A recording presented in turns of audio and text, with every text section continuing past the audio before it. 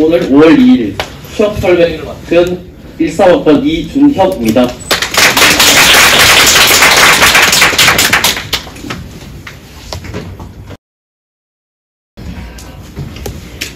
일단 목차로 한번 보시면요. 첫 번째로는 제 간략한 프로필 소개랑 두 번째로는 취업 타임라인, 세 번째 취업 준비 과정, 그리고 이제 지금 듣고 계시는 분들이 3학년이랑 4학년이 주 타겟이기 때문에 취업 성공 플랜을 어떻게 짜야 될지, 그리고 지금 제가 삼성전자랑 하이닉스가 경험했기 때문에 약간의 차이점이 있다면 간략히 말씀드리고요.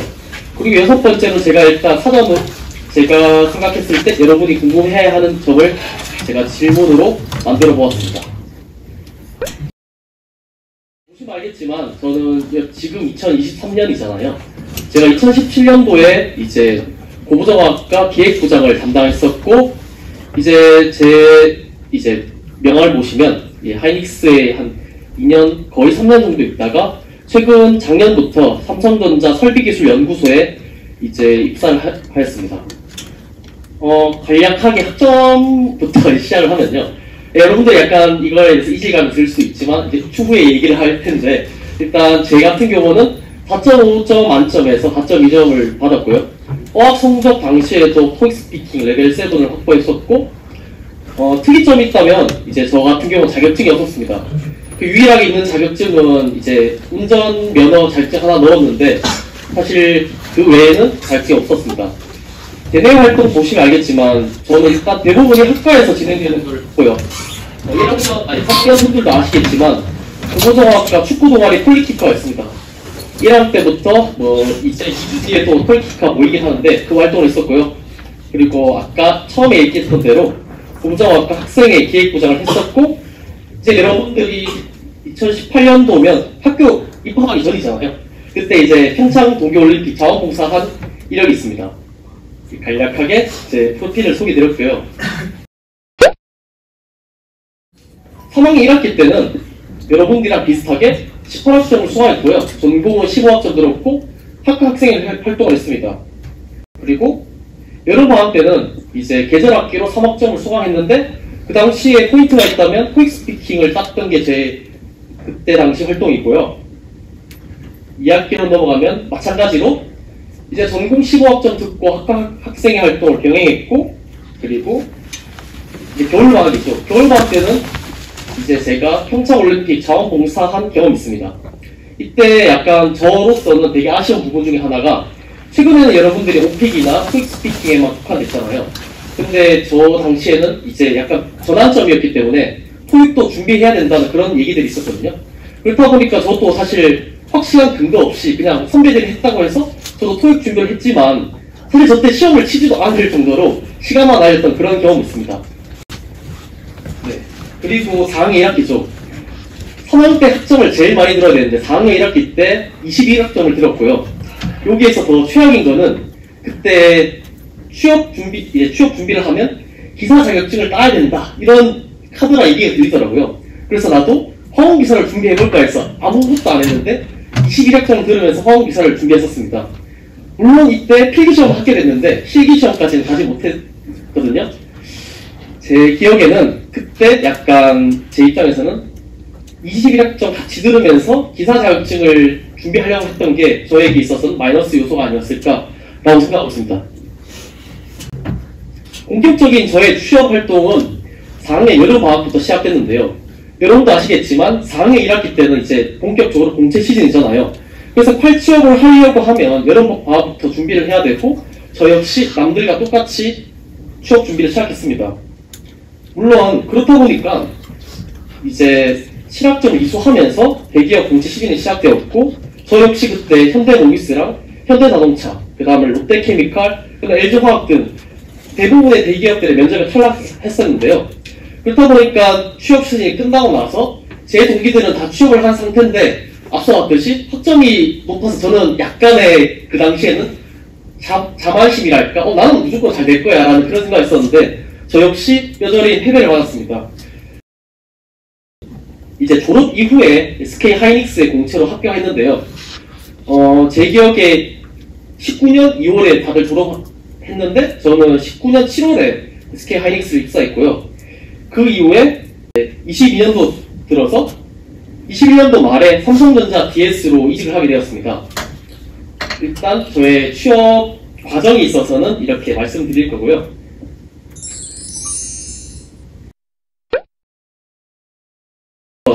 본론부터 시작하면요. 삼성전자랑 SK하이닉스 둘 다 경험했잖아요. 그래서 일단 이 두 기업을 주 타깃으로 해서 설명드리겠습니다.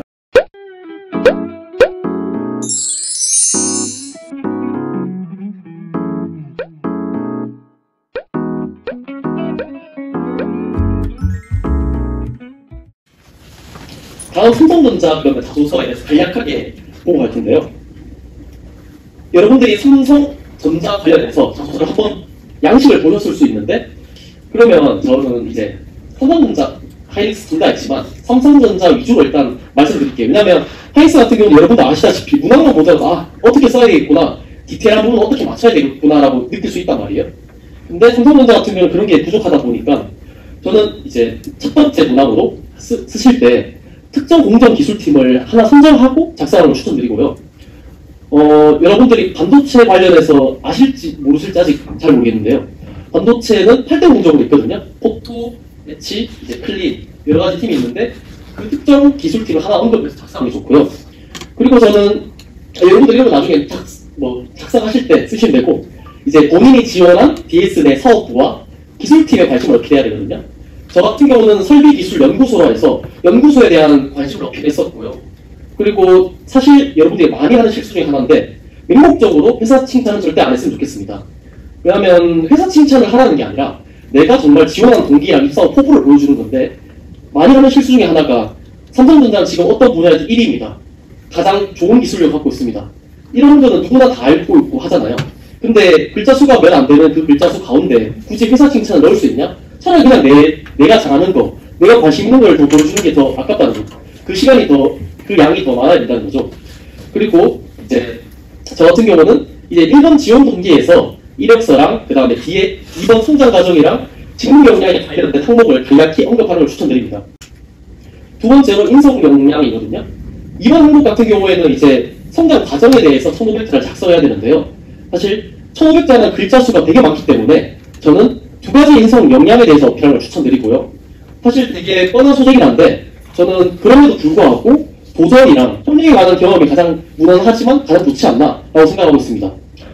왜냐하면 그 도전이랑 협력에 관한 경험은 그 두 단어는 사람들마다 동일하게 사용할 수 있지만 각자가 가진 에피소드는 다들 다르잖아요. 그렇다 보니까 이걸 읽었을 때 본인이 어떤 사람인지 유추가 저는 가능하다고 생각하거든요. 글자를 읽었음에도 불구하고 이 사람이 어떤 사람이겠구나 라고 생각할 정도로 작성하시면 될 것 같고요. 이제 4번에 사실 직무 역량에 관련된 내용이 있으니까 저는 여기 직무 역량에 관련된 경험보다는 차라리 일상생활에서 발생했던 경험을 추천드리고요. 왜냐하면 대내외 활동들이 여러분들이 아직 많지 않을 수 있거든요.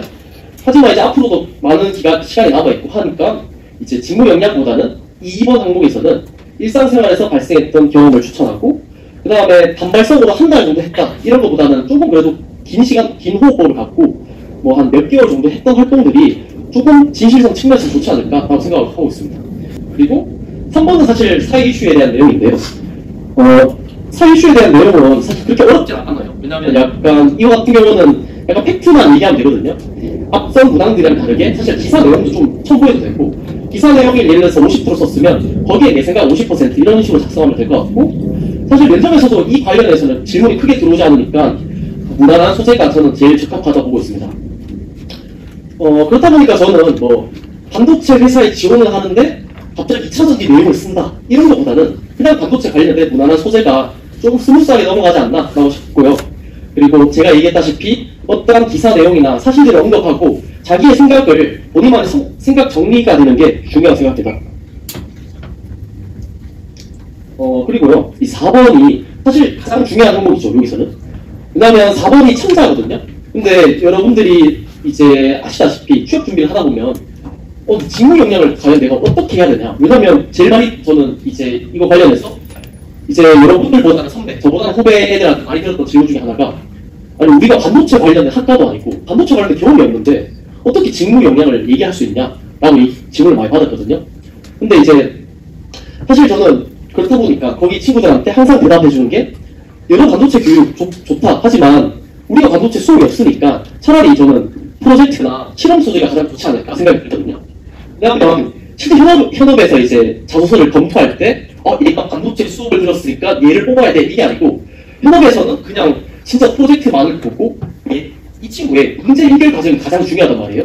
실제로 면접에서도 여러분들이 이제 직무 면접 하면 요즘 트렌드가 사실 얘가 반도체 수업을 안 들었더라도 얘가 했던 프로젝트를 질문해서 얘의 문제 해결 과정이 어땠는지 이런 후보를 본단 말이에요.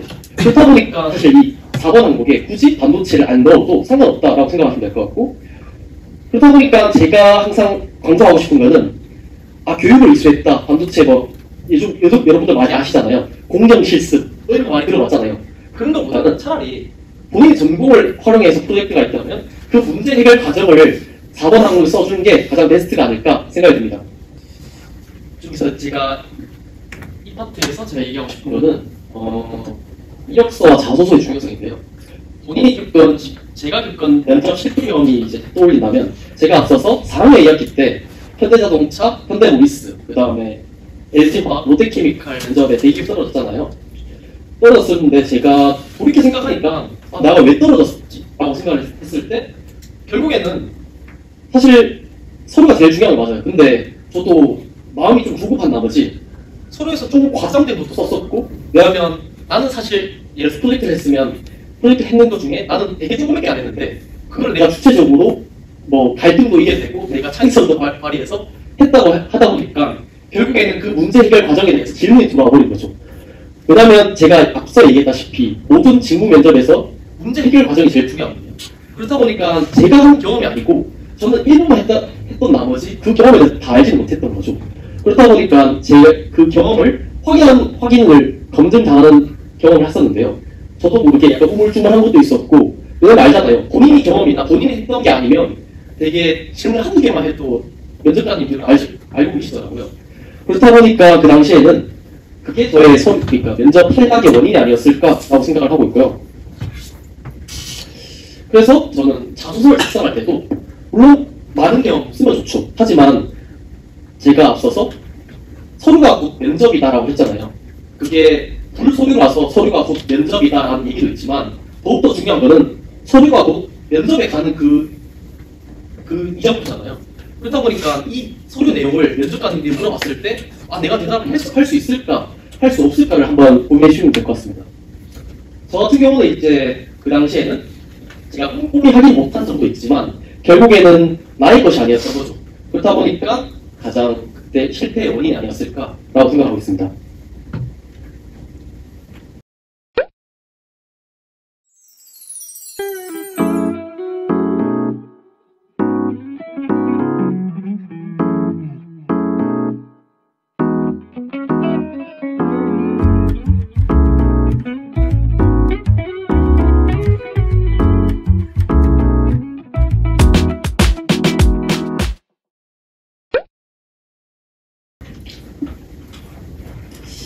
다양한 직무에 대해서 정보를 얻는 게 되게 중요하다고 했잖아요. 근데 사실 이거는 현직자로부터 듣는 게 저는 중요하다고 생각하는 게요. 첫 번째로 이제 회사 못지않게 본인과 맞는 직무 매칭이 가장 중요하다고 생각하거든요. 사실 여러분도 아시겠지만 저희 소개에서도 봤듯이 SK하이닉스랑 삼성전자라고 봤을 때 그냥 대기업이다.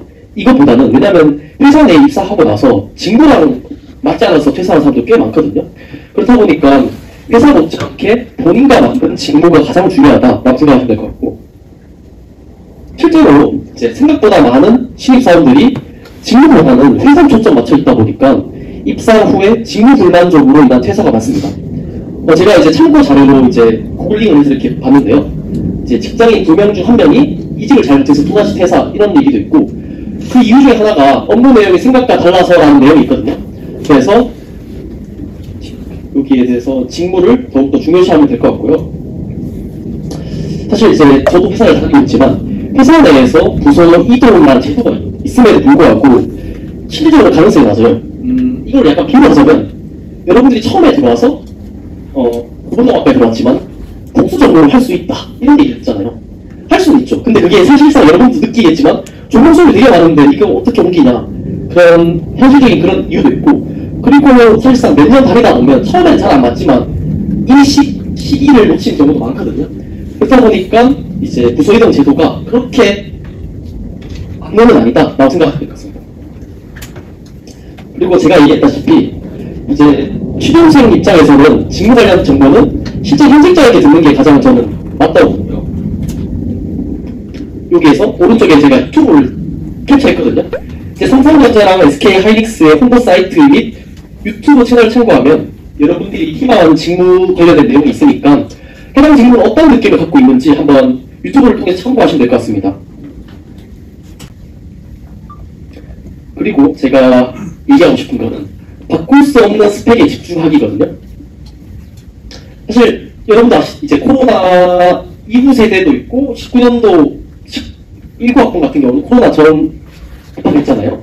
그러다 보니까 사실 코로나 이후에 제가 봤었을 때 비대면 강의로 인해서 21년도 졸업생을 기점으로 약간 학점 인플레이션 경향이 있더라고요. 약간 학점 좀 잘 주시더라고요. 그러다 보니까 약간 대부분의 이제 물론 뭐 비하하는 건 아닌데 약간 대부분이 그래도 학점이 좀 많이 올랐다라고 생각하시면 될 것 같고, 근데 사실 저도 알고 있지만 제가 학점이 좋다고 해서 제가 똑똑하다 생각 절대 안 하거든요. 저도 약간 머리가 좋지 않아서 저는 학점이 약간 똑똑한 척도보다는 차라리 성실함의 척도가 맞지 않나라고 생각하고 있습니다. 물론 진짜 똑똑하면서도 성실할 수도 있겠지만 저 같은 경우는 그런 케이스가 아니니까 차라리 성실함을 내 학점으로 보여주자라고 생각했고요. 그래서 제가 하고 싶은 거는 앞으로 이제 1학기가 이제 진행되고 있고 2학기, 그 다음에 4학년 1, 2학기가 있잖아요. 그래서 졸업 요건 학점을 계산 이후에 이제 낮은 과목의 학점을 올리는 것이 나중에 바꿀 수 없는 스펙이라고 저는 생각을 하거든요. 가장 많이 후회하는 것 중에 하나가 4학년 2학기 거의 졸업 직전이 돼서야 이 과목이 C인데 이거 그냥 C인 같은데 차라리 그냥 재이수라면 좀 높게 학점을 받을 수 있지 않을까? 라고 생각하시잖아요. 차라리 그런 게 있다면 조금이라도 더 빠른 시간 내에 따시는 걸 저는 추천드리고요. 저의 그 취업 타임라인을 보셨다시피 가장 중요한 거는 최대한 4학년 1학기 내로 학점을 채우는 것을 목표로 삼아야 된다고 생각합니다. 왜냐면 저도 이제 그때 4학년 1학기 때 이제 본격적인 공채 시즌이 있었는데요. 보통 취업 준비 시즌 4학년 2학기 때 하다 보니까 이제 수업도 있고 그 다음에 수업과 취업 준비 둘 다 하기가 되게 벅차더라고요. 그렇다 보니까 차라리 저는 여러분들은 이제 앞으로 시간이 많으니까 차라리 4학년 1학기 때 학점을 꽉꽉 채워두는 것도 나쁘지 않다고 생각하고 최대한 빨리 들으시는 걸 추천드립니다. 그리고 사실 학부연구생에 대해서 여기서 얘기하자면 저도 학부연구생의 경험이 없어서 많은 얘기를 하지 못하는데요. 근데 약간 학부연구생의 기존은 여러분도 아시다시피 대학원 진학을 염두한 학생들이 주로 지원을 하는 제도잖아요.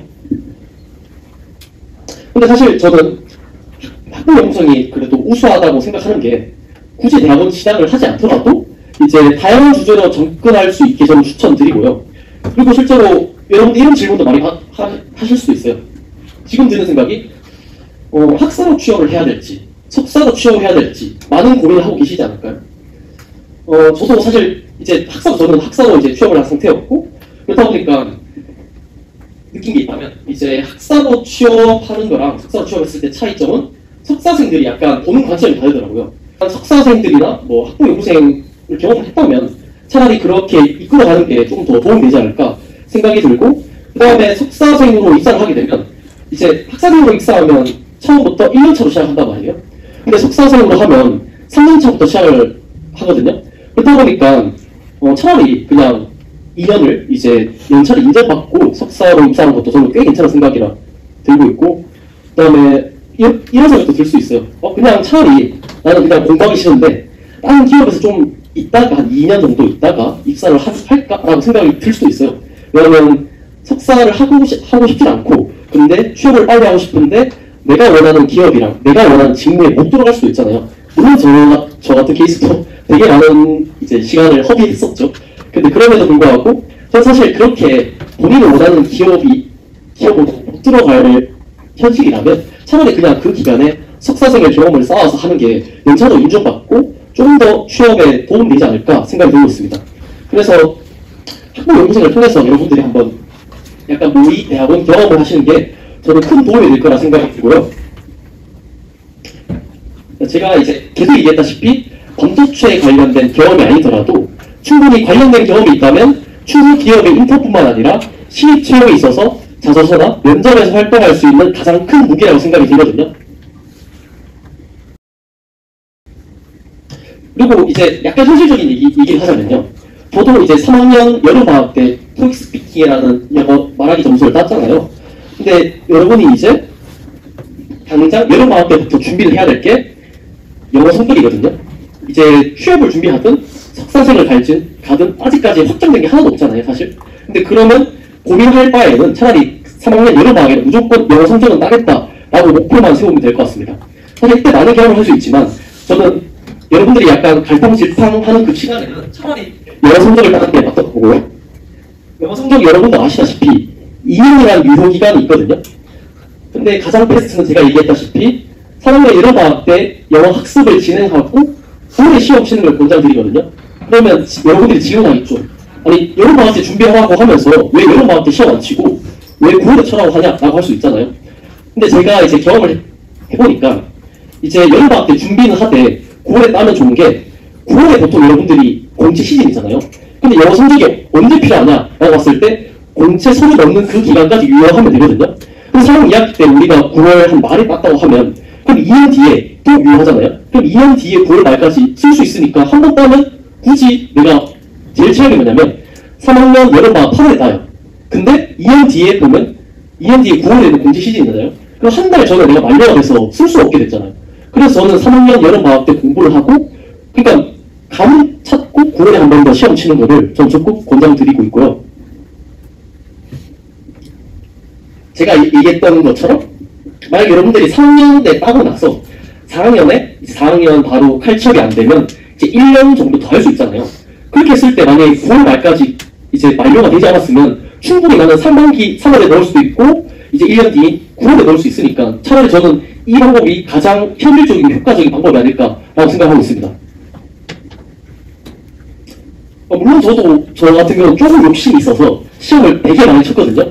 저도 발음이 안 좋은데 약간 높은 점수를 얻으려고 약간 많은 시간을 할애했던 게 사실이 있는데 사실 많은 시간을 굳이 할애하지 않아도 될 것 같아요. 왜냐면 우리가 이제 가는 직무 자체가 대부분 공대생들이 들어가는 직무잖아요.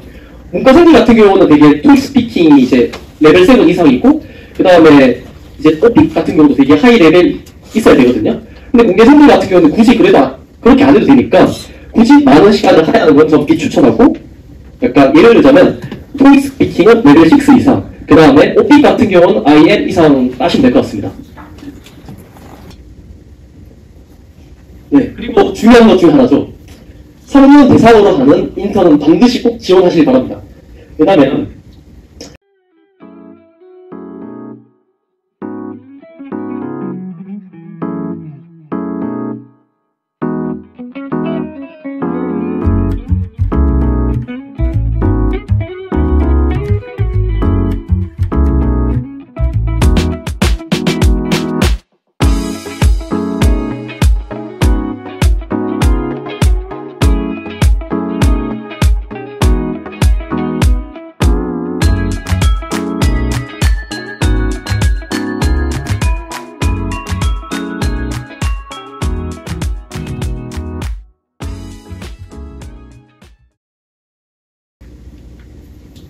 네, 그리고 이제 간략하게 이제 들어보실 수도 있는데 저 같은 경우는 삼성전자 공정기술에서 일을 하고 있거든요. 하이닉스 같은 경우는 저는 양산기술에서 일을 하고 있었어요. 근데 여러분들이 되게 나중에 이제 보면 알겠지만 양산기술이랑 공정기술이랑 무슨 차이일까라고 되게 많이 궁금해하실 텐데요. 삼성전자에서는 크게 공정기술, 설비기술이라는 직무가 있거든요. 이제 비유를 하자면 에어컨이 있다고 하면 에어컨을 실질적으로 고장났을 때 고치는 사람들의 직무가 설비기술이라고 생각하시면 될 것 같고 그 다음에 그 에어컨이 자꾸 고장나요. 그러면 그 에어컨의 온도 세팅이 잘못됐다. 온도 세팅이 5도 미만으로 유지를 하면 고장이 안 나더라. 이런 식으로 약간 조절하는 사람들이 공정기술이라고 생각하시면 될 것 같습니다. 그러면 양산기술은 무엇이냐? 양산기술 내에는 공정기술이랑 설비기술 둘 다 합한 직무거든요. 근데 처음에 뽑을 때만 양산기술을 뽑지 나중에 이제 인력 배분을 하잖아요. 부서를 치고 되고 나서는 하이닉스에서도 공정하는 사람, 그 다음에 설계하는 사람 따로따로 직무가 나눠져요. 저 같은 경우는 양산 기술이 입사했지만 하이닉스에서도 공정 기술 업무를 진행하고 있었습니다. 마무리하는 걸로 하겠습니다. 고생하셨고요.